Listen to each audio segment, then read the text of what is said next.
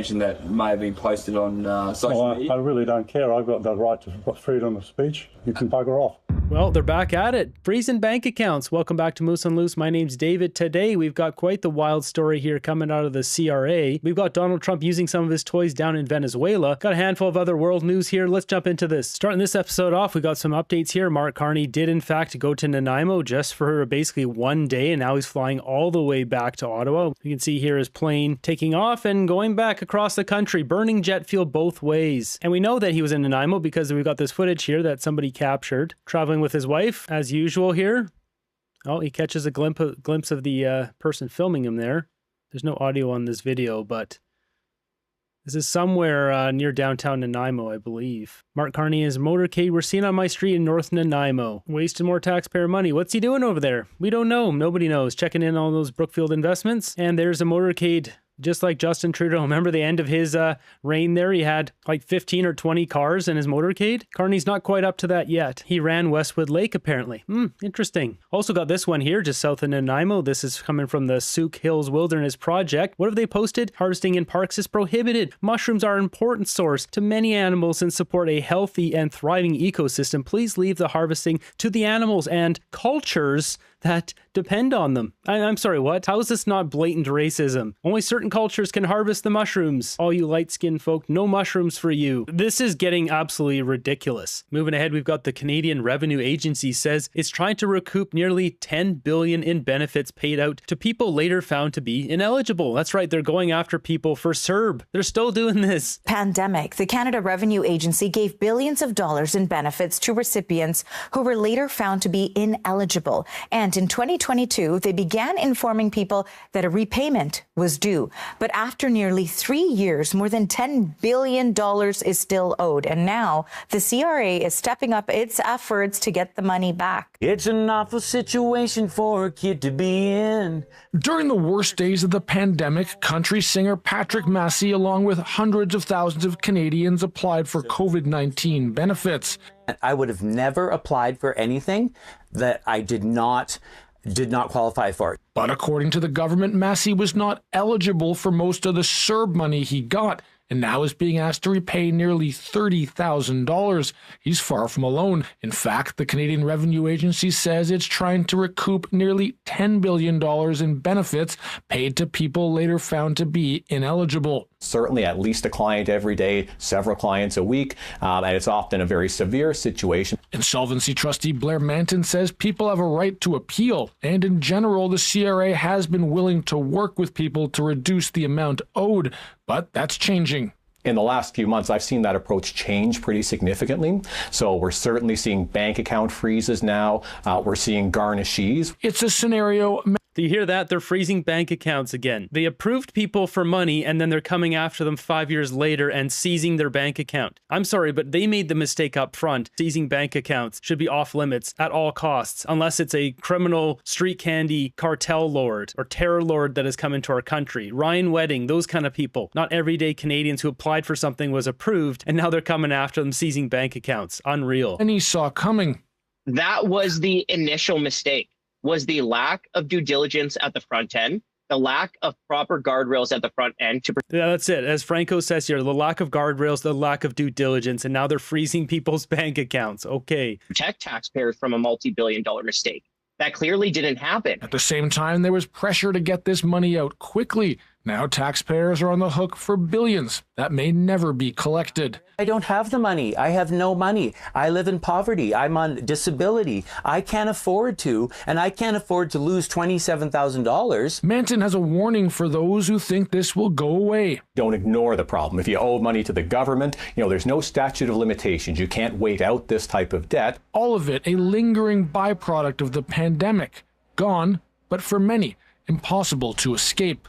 Jamie Strachan, CBC News. Well, I don't agree with the policies the Trudeau government rolled out during that time. These people applied for it. They were approved by the government. This isn't how this should operate. Meanwhile, they send hundreds of millions of dollars to McKinsey and consultants, gender-sensitive farming, this, that, and the other, foreign aid all over the planet, and now they're locking down Canadians' bank accounts for money that they approved. You can't make this stuff up. And as CBC Watcher pointing out here, note that neither Trudeau nor the Liberal government were named for responsibility accountability in the CBC piece. Yeah, it's all on them. How they rolled this out? Trudeau, Liberals, no accountability whatsoever. Of course not on the CBC. They would never do that. They should try collecting the money that was scammed by ArriveCan. Yeah, how about they start there? $50 million, SDTC, hundreds of millions of dollars. They don't want to do that because it's enriching themselves. Instead, they go after taxpayers. They're also going after people who turn out to be ineligible for dental care plan as well. What a state of the world we live in here. Our country's going to crap. Add that to what Brookfield owes, and Canada wouldn't be so bad off. Yeah, they're not going after Brookfield for their $5.3 billion of evaded taxes. Where's that? Are they going to lock Brookfield's bank accounts? I don't think so. They'll spend $50 billion trying to collect $10. Yeah, no kidding. I mean, the CRA, they've been trying to go after people collecting money that people didn't even owe. I've seen so many stories. I've had people send me so many stories of $10, $20, $50, $80, $100,000 that the CRA said that they owe. They had to get their accountant or a lawyer to basically take the information and shove it right where the sun don't shine and stick it to them, say, look, I don't owe $1 to you guys. And then like, oh yeah, that's right. It's like they're trying to scam taxpayers with these phony baloney bills that aren't even real. In this case, they're going after CERB now, just trying to get money. Maybe you shouldn't approve the money in the first place. This is all on Justin Trudeau and the Liberals. This is them covering their butts as they see what's happening in Minnesota. They know Canada is in the worst trouble and we're trying to do damage control. In Minnesota, I haven't covered that. Maybe I'll do that in another video, but basically there was a YouTuber who blew it up that money was being sent over from the American government to daycares, and these are all fake daycares. These are all being run by people from Somalia. They register children, the parents get a little kickback, they all get this free government money. This was in Tim Walz's state of Minnesota. He was the running mate for Kamala Harris, running for vice president. He's been letting this happen under his watch. So now Nick Shirley, the guy who blew this up, there's a bunch of death threats. People are threatening to take him out. Like, he's having to hide now because he's blowing up a massive multi-dozen million dollar scandal that's going on in Minnesota, ripping off the taxpayers down there with phony fake daycares. Moving ahead here, we've got Trump making a bunch of moves around the world. First, we got this. Trump strikes a dock facility in Venezuela, getting closer to securing that lucrative Venezuelan oil.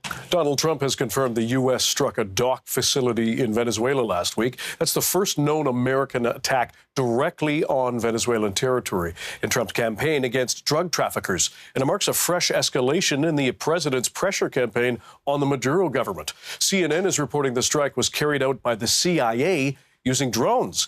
President Trump has not disclosed the exact location, but he says the dock was a transit point for drugs to be loaded onto boats for distribution abroad. For more on this story, we're now joined by Tony Frangia Mawad. He is the director and editor-in-chief of the Venezuelan publication Ecosistema. He's also the writer of the newsletter Venezuela Weekly. He joins us from Caracas. Tony, first of all, how are people there reacting to these latest developments? Hi, Dan. Thank you so much for having me. Well, in Venezuela, the escalation with the U.S. and, of course, the blockade and the buildup in the coast has already become part of routinary daily life, considering this began a lot of months ago. We're talking from August till now. So, in a way, Venezuelans have already adapted to this. And while there was certainty, a lot of fear, of enthusiasm for some, of interest at the beginning, most people already putting it on the back of their heads and going on with their lives right now with all the interruptions of daily life that sometimes this brings. For example, this December, it was expected that many people from the diaspora would come back, and with the cancellation of the flights, many didn't come. So it disrupted many family celebrations during the month of December. Beyond that, people have continued living mostly as usual, and, you know, have tried to preserve some sort of normalcy within the military escalation and the geopolitical tensions. In fact, it's practically been confirmed the U.S. did a land strike recently, and if you go outside in Caracas, many people don't even know that it happened. So people are more or less going on with their normal lives now. Yeah, there's a lot to focus on, certainly. The President Trump seems to be targeting Venezuela's oil resources. How much of an impact is this having on the Venezuelan economy? So the Venezuelan economy has already been going from a free fall since last year. We're seeing a rapid devaluation of the currency and a rising inflation of 3 digits. And now with Donald Trump generating an oil blockade that could affect around 70% or more of Venezuelan oil exports to mostly Asia, through the sanction or the black oil market, this is probably going to get worse because it's going to limit the amount of dollars that are entering the country, and that will lead probably to higher inflation. So Venezuela. Yeah, this is absolutely Yeah, this is absolutely catastrophic for Venezuela. And this is sticking it to China, as that first boat that the U.S. intercepted was going to China full of oil. This whole situation is a big problem for Maduro, as we see Venezuelan exports by country, and, well, the United States taking the lion's share of their stuff, 27%. China's only 12%, and you've got Colombia, Netherlands, and Brazil. Looking at the crude oil production, it has been increasing this entire year, and even 5 years back. I mean, this is, it just keeps increasing every single year. This is the majority of where they make their money, as we see here. 98%. This is Venezuelan exports by category. 98% is oil. The rest of this here, you can barely even see it. Organic chemicals, fertilizer, organic compounds, metal compound, isotopes, ships, boats, base metals, ceramics, electrical equipment. Almost all of this is nothing. You can see here the total, 87.9 billion, and 85.9 of that is oil. Trump is really sticking the boots to Maduro, trying to liberate the people. We'll see what happens if they want to put boots on the ground. And they just mentioned inflation rate. I mean, you can see this is increasing right now. This going back to December. So this is missing the latter half of the year here, but inflation will be increasing in Venezuela. The Venezuelan economy is already quite weak and fragile, and with the new U.S. stance on the oil blockade, we might see a dipping of it. Of course, the Trump administration and the opposition leadership is expecting and hoping that this will lead to major pressure that could lead to some sort of settled negotiation or a democratic transition. But the regime of Nicolás Maduro has proven before that they have managed to design a lot of mechanisms and ways to actually, skirt sanctions and pressure from the U.S. and other international actors. And how do people... Yeah, they can't skirt the power of America, though, rolling all their toys in there. So I think it's a matter of time. Either Maduro has to give up or Trump's going to move in. In Venezuela feel about that, given they're feeling pressure from the Trump administration, but also from the Maduro administration? So the first months, I'd say that, first of all, it's quite difficult to actually know what many Venezuelans are thinking, because in Venezuela, because of the censorship and the crackdown and repression that especially followed the July 2024 elections, many Venezuelans are afraid of actually talking publicly about their opinions. For example, recently, a Bloomberg and Intel Atlas poll found out that around 34% of Venezuelans inside Venezuela said they support an intervention towards Maduro, but actually the higher number was an almost majority of almost 40% that said they were uncertain about what to think. And many experts here say that people are actually just trying to hide their opinions on the poll. So it's very difficult. But what I've... Yeah, of course they are, because if they find out, then they're worried Maduro and his goons are going to show up and take them out. People are obviously staying quiet because they are scared. Notice from talking to people in the street, from living in Caracas, is that at least during the first months, we saw a lot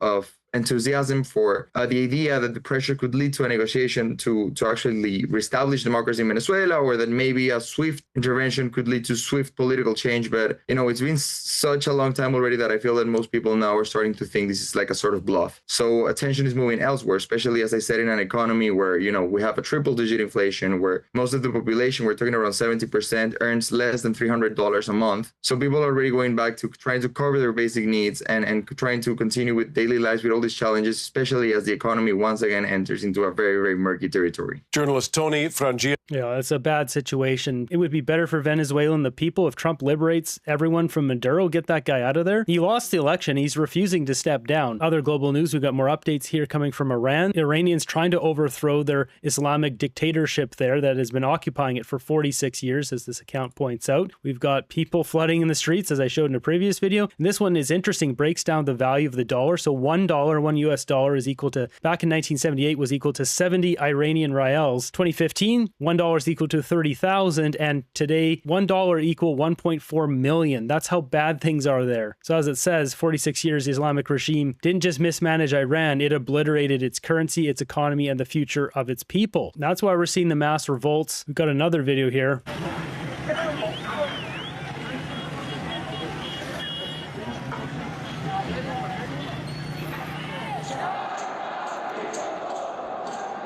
People on the street, people in the malls, everywhere.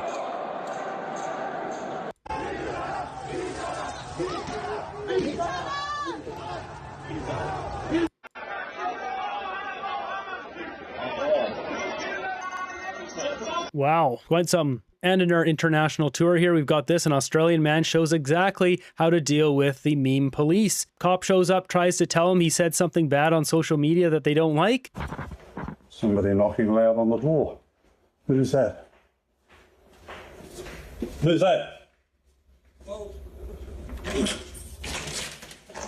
Just the police, mate. How you going? Good. What's your problem? Oh, I don't have a problem. I just want to speak to Michael. Is that you? Yeah, why? I just want to come and speak to you about a few things it's come to our attention that may have been posted on social media. I really don't care. I've got the right to freedom of speech. You can bugger off. Absolutely. All right. Okay. See ya. Okay, mate. Right. You can bugger off. Shuts the door in his face. Beautiful. You didn't give a crap what the guy had to say. Unfortunately, this wouldn't fly in the UK. They would just arrest you. That's how bad the UK is right now. So I fear for the people of Australia that things get worse there. And I fear for ourselves that we're going to be getting this too. Is Carney going to send his goons here to arrest me because I call him a bonehead? Good luck with that. We got this coming from Australia. They're arresting people now for their tattoos. That's how woke Australia has gotten. His tattoo here says white power, and they're going to arrest this guy. We've got this one here. Australian police contacted this guy demanding he delete one of his social media posts related to the Bondi attack. He says, I thought the police were calling me to offer me protection because Sydney ISIS preacher Wissam Haddad publicly threatened me online earlier that day, but the police were instead calling him to demand he deletes his social media post, criticizing a guy who was wrapped up in this Islamic bad times event here in Bondi. He reported me to the police and they called me up demanding I delete the post. I asked them what law that I broke. They couldn't tell me any, and then he said he wouldn't be deleting the post. That's what you got to do, is stick within the boundary of the laws. Government is trying to break the law here. This is what's happening in Australia. We've got this one here, Roman Baber posting this. I opened Facebook and this is what I see. People can't see this content. Sky News Australia can't see it. This is unreal. It's so unreal what's happening. 2.1 million followers. Canadians can't see Australian news right from their own mainstream media.